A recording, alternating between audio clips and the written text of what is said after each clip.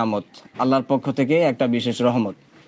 তো আমি যে কথাটা বলছি যে বিশ্বজুড়ে পাঠশালা মোর সবার আমি ছাত্র, নানানভাবে নতুন কিছু শিখছি দিবারাত্র।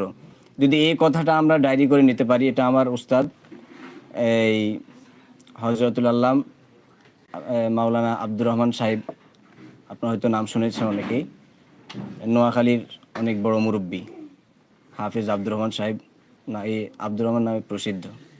উনি এই কথাটা বলছিল যখন আমি মিজান জামাতে পড়ি, তৎকালীন জমানার মিজান জামাত, অর্থাৎ আমার ছাত্র জমানার মিজান জামাতে আমি যখন পড়ি, তখন এরকম একটা মাজলিসের মধ্যে, মসজিদের মধ্যে উনি বলছিলেন যে এক কবি বলছে, বিশ্বজুড়ে পাঠশালা মোর সবার আমি ছাত্র, নানানভাবে নতুন কিছু শিখছি দিবারাত্র। এই কথাটা শোনার পরে আমি নিজেকে এভাবে ফিট করে নেওয়ার চেষ্টা করেছি। আমি যেখানে যাই ওখানে শিখি এবং নিজের নামের সাথে এটা যোগ করে দিছি, আমার তহলিবুল ইলম। আমার কাছে এটাই ভালো লাগে। আমি পড়ানোর সময় নিয়ত করি যে আমি যেন কিছু এটা দ্বারা শিখতে পারি, নতুন কিছু যেন শেখার সুযোগ হয়। কোথাও গেলে চিন্তা করি আমার অনেক জায়গায় আমি এভাবে কিছু টাকাও ইনভেস্ট করছি, বিভিন্ন ধোকায় পড়ে। ইনভেস্ট করার পরে এরপর আবার নিয়ত করছি দেখি এরা কীভাবে ধোকা দেয় মানুষকে। আমি ধোকা কেন দেয়, কীভাবে দেয়, আমি এটা শিখে আমি বলছি না, আমার 8,000 টাকা 10,000 টাকা এটা বৃথা যায় নাই। আমি কিছু ধোকাবাজ মানুষের ধোকা আমি সিস্টেমটা জেনে নিয়েছি। তো আমার ওই 8,000 টাকা লস হয় নাই, বরঞ্চ আমি 8,000 টাকা দিয়ে কী করছি, কিছু একটা শিখেছি যে ধোকাবাজ কিছু মানুষ আছে, এবং মানুষকে ধোকা দেয়। এরপর অনেক জায়গায় এভাবে বিভিন্ন কারণে যোগ হয়েছি। হওয়ার পরে যে আমি এই নিয়তটাই ছিল যে আমি কিছু শিখব। তো শিখার কারণে আমার যত টাকায় খরচ হয়েছে আমি ওটাকে আর কি মানে বৃথায় গিয়েছে এই বিষয়টা মাথায় আনি নাই, বরঞ্চ চিন্তা করেছি না, এই টাকার মাধ্যমে আমার কিছু অর্জন হয়েছে। এরপরে প্রতিটা বন্ধের মধ্যে আমরা যে সময়টা যেভাবে কাজে লাগাইতে পারি সেটা হচ্ছে, প্রথমত 5 ওয়াক্ত নামাজ তো আমরা পড়তেই হবে।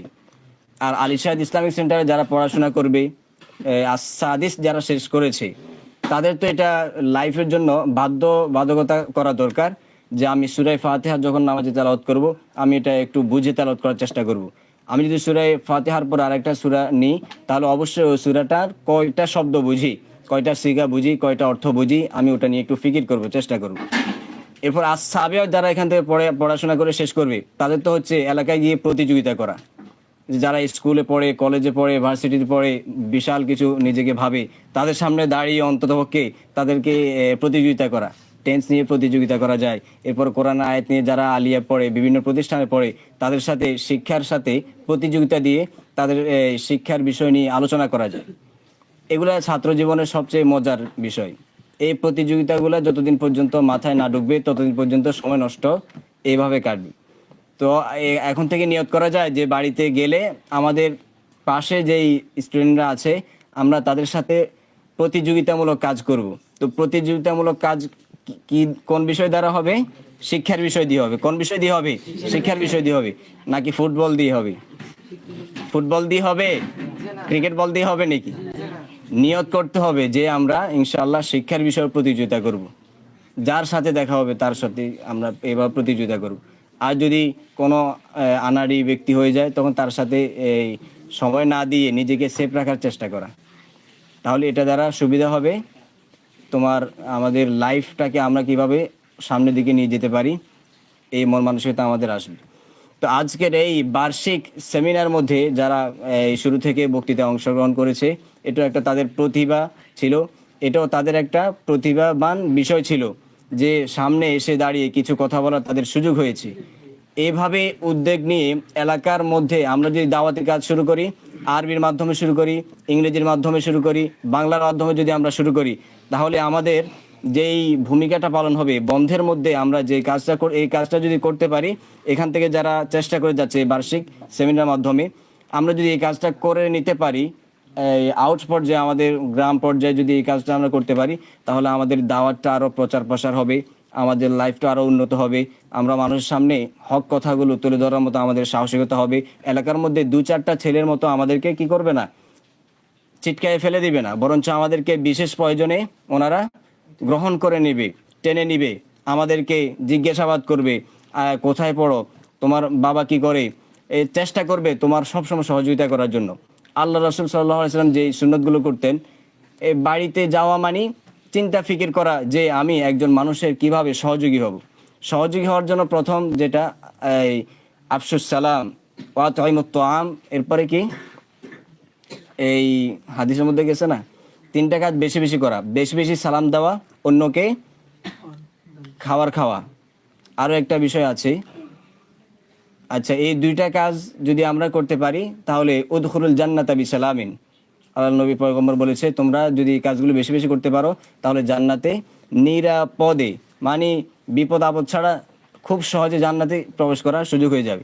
তো আমরা বাড়িতে যাওয়ার পরে, এইদিকে আমরা এই কথাটা একটু লক্ষ্য করি সবাই, বাড়িতে যাওয়ার পরে সর্বপ্রথম আমাদের যে কাজটা থাকবে সেই কাজটা হচ্ছে হাদিসের প্রথম অংশ আফসুস সালাম। সবাই বলো কি? আফসুস সালাম। এই আফসুস সালামের উপর আমরা বেশি বেশি আমল করব।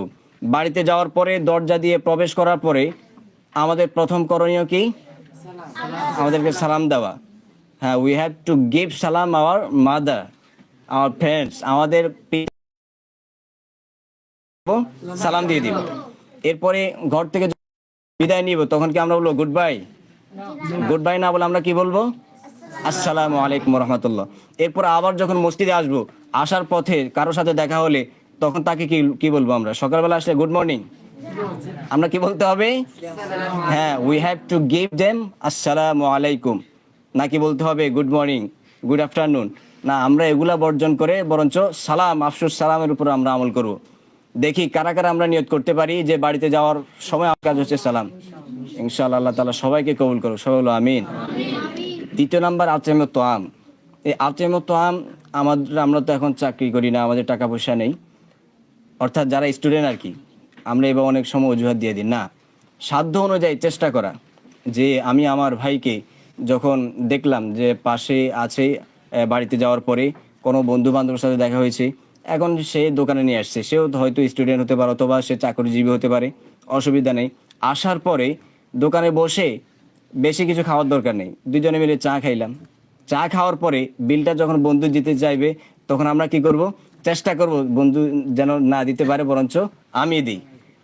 এই আগে যদি আমরা হাতটা বাড়াইতে পারি তাহলে ওয়াতাইমুত তাআমের উপর আমলটা খুব সহজ হয়ে যাবে। তাহলে দ্বিতীয় নম্বর কাজ হচ্ছে আমরা কারো থেকে না খেয়ে বরঞ্চ কাউকে খাওয়ানোর জন্য কি করা? চেষ্টা করা। মনে রাখতে পারবে? তাহলে প্রথম কাজ কি বলছি? আফসুস সালাম, বেশি বেশি সালাম দেওয়া। দ্বিতীয় কাজ কি বলছি? ওয়াতাইমুত তাআম, বেশি বেশি খাবার খাওয়ানো। মা বাবাকে খাবার খাওয়ানোর চেষ্টা করা, ওনার জন্য কিছু নিয়ে যাওয়া, বাড়িতে যাওয়ার সময় যতটুকু সম্ভব সাধ্য অনুযায়ী মা বাবার কাছে যেতে খালি হাতে না যাওয়ার চেষ্টা, যে বাজার থেকে যতটুকু সম্ভব যেটা পছন্দ, মায়ের পছন্দ, এমন পছন্দনীয় জিনিসপত্র নিয়ে মায়ের কাছে হাদিয়া দেওয়া। এই নিয়তগুলা যদি করতে পারে তাহলে একজন তালিবুল ইলমের জীবনটা অনেক সুন্দর, উজ্জ্বল হবে, ভবিষ্যৎটা উজ্জ্বল হবে। এখন মা বাবা তো সব সময় চায় যে আমার সন্তান একদিন আমার মুখ উজ্জ্বল করবে, চায় না? তো একদিন টিচার তার স্টুডেন্টকে বলছে তোমাদেরকে অবশ্যই মা বাবার মুখ উজ্জ্বল করতে হবে। তো ছাত্র চিন্তা করছে হ্যাঁ উজ্জ্বল তো করা লাগবেই। বাজারে গেছে, বাজার যেয়ে বলছে ভাই মা বাবার মুখ উজ্জ্বল করা লাগবে, আমাকে একটা ক্রিম দেন। মা বাবার মুখ উজ্জ্বল করার মতো কোনো ক্রিম আছে? আমাকে একটা ক্রিম দেন। যেখানে যায় থাপ্পড় খেয়ে চলে আসে। মা বাবার মুখ উজ্জ্বল করার কি কোনো ক্রিম পাওয়া যায়নি বাজারে? তাহলে এটা উজ্জ্বল করার ক্রিম বাজারে পাওয়া যায় না। এই ক্রিমটা কিভাবে করতে হয়? নিজেরা তৈরি করে নিতে হয়। কেমনে তৈরি করবে? পড়ালেখার মাধ্যমে এবং সুন্দর চলাফেরার মাধ্যমে। বাড়িতে গেলে নামাজ ছেড়ে দিয়ে অন্যদের সাথে আড্ডা দেওয়ার মাধ্যমে, নাকি 5 ওয়াক্ত নামাজ সবার আগে মসজিদে গিয়ে পড়ে মানুষকে নামাজের জন্য দাওয়াত দিয়ে মসজিদে নিয়ে যাওয়ার মাধ্যমে? হ্যাঁ, মানুষকে দাওয়াত দিয়ে মসজিদে নিয়ে যাওয়ার মাধ্যমে মা বাবার মুখ উজ্জ্বল হয়, নাকি বাজার থেকে উজ্জ্বল করার কোনো ক্রিম নিয়ে এসে মা বাবার মুখের সাথে লাগাই দিলে উজ্জ্বল হয়ে যাবে? এভাবে কি সম্ভব? হ্যাঁ, তো এই বোকামি না করে আমরা বাস্তবতা যেটা জ্ঞানীদের কাজ, আমরা সেই কাজ করার জন্য চেষ্টা করবো ইনশাআল্লাহ। কি বলো? আল্লাহ তাআলা আমাদেরকে এই কথাগুলোর উপরে যথাযথভাবে আমল করার তৌফিক দান করুন, সকলে বলে আমিন। আমি দুইটা কথা বলছি, আফসুস সালাম ওয়া তাইমুত তাআম। এরপরে ওয়াসাল্লু বিল্লাইলি ওয়ান নাসু নিয়ামুন, ওয়াসাল্লু বিল্লাইলি ওয়ান নাসু নিয়ামুন। তালিবুল ইলম মাদ্রাসায় থাকা অবস্থায় প্রতিদিন চেষ্টা করা হয় আল ইরশাদ ইসলামিক সেন্টারে 4টা 50 হওয়ার সাথে সাথে কলিং বেল বেজে ওঠে, তাই না?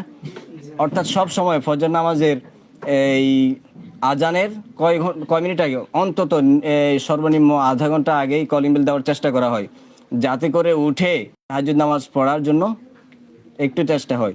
তো এই যে মাদ্রাসায় যদি এই কাজটা করা হয়, তাহলে অবশ্য বাড়ি ঘরে গেলেও একজন তলিবুল ইলম এই কাজটা করতে সহজ হবে।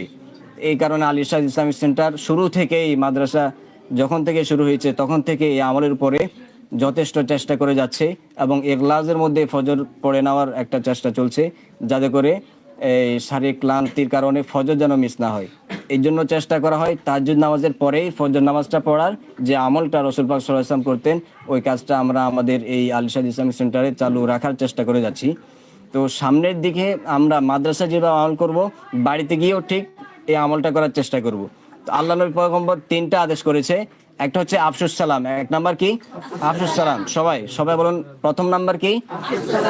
দ্বিতীয় নাম্বার কি? আচ্ছা, তৃতীয় নাম্বার কি? ওয়াসাল্লু বিল্লাইলি ওয়ান নাসু নিয়ামুন। এমন সময়, রাত্রে এমন গভীরে নামাজ পড়ো যখন সমস্ত মানুষ নিদ্রান্বিত, ওই অবস্থায় নামাজ পড়বে যে আল্লাহ ছাড়া আর কেউ জানে না। যে এমন অবস্থায় যদি কেউ নামাজ পড়ে, তাহলে উদখুলুল জান্নাতা বিসালাম, জান্নাতে তোমরা বিনা কষ্টে প্রবেশ করো। মানে জান্নাতে প্রবেশ করার জন্য আদেশই দিয়ে দেওয়া হয়েছে। কেউ যদি প্রথম 3টা আদেশ পালন করে, তাহলে জান্নাতে যাওয়া তার জন্য একদম সহজ, কোনো বাধা আসবে না। তো এই 3টা কথার উপরে আজকের আমার আলোচনা শেষ করলাম। আর একটা কথা বলছি, বিশ্বজুড়ে পাঠশালা মোর সবার আমি ছাত্র, নানানভাবে নতুন কিছু শিখছি দিবারাত্র। যেখানে যাবো আমরা সেখানে শেখার জন্য কি করব? চেষ্টা করব। আমরা বাড়িতে গেলে বাড়িতে মাদ্রাসা বানাই নিব। বাড়িটাকে আমরা কি বানাই নিব? মাদ্রাসা বলতে শিক্ষা প্রতিষ্ঠান, এডুকেশন আমরা বানাই নিব। ওটা একটা সেন্টার হিসেবে আমরা নিজেকে তৈরি, যে আমাদের মা বাবা সবাই পড়াশোনার জন্য সন্তানদেরকে উৎসাহিত করবে, নিজেরা পড়বো, যাকে দেখবো তাকে নিয়ে পড়াশোনার আলোচনা করব। এইভাবে যদি আমরা উদ্যোগ নিতে পারি, তাহলে ইনশাআল্লাহ এই কবির এই কথাটা আমাদেরকে একবারে জান্নাত পর্যন্ত নিয়ে যাবে, এবং দুনিয়ার মধ্যে সবচেয়ে শ্রেষ্ঠ মানুষ হিসাবে আমাদেরকে গড়ে ওঠার জন্য একটা কি হবে? সুযোগ হবে, হাতিয়ার হবে। আল্লাহ পাক রব্বুল আলামিন আমাদেরকে এই সংক্ষিপ্ত কথাগুলোর উপরে যথাযথভাবে আমল করার তৌফিক দান করুন। সকলে বলি আমিন। ওয়া আখিরু দাওয়ানা আলহামদুলিল্লাহি রাব্বিল আলামিন। ঠিক আছে, আমরা এখানে শেষ করলাম। আর মোনাজাতের মাধ্যমে এই অনুষ্ঠান শেষ হয়েছে।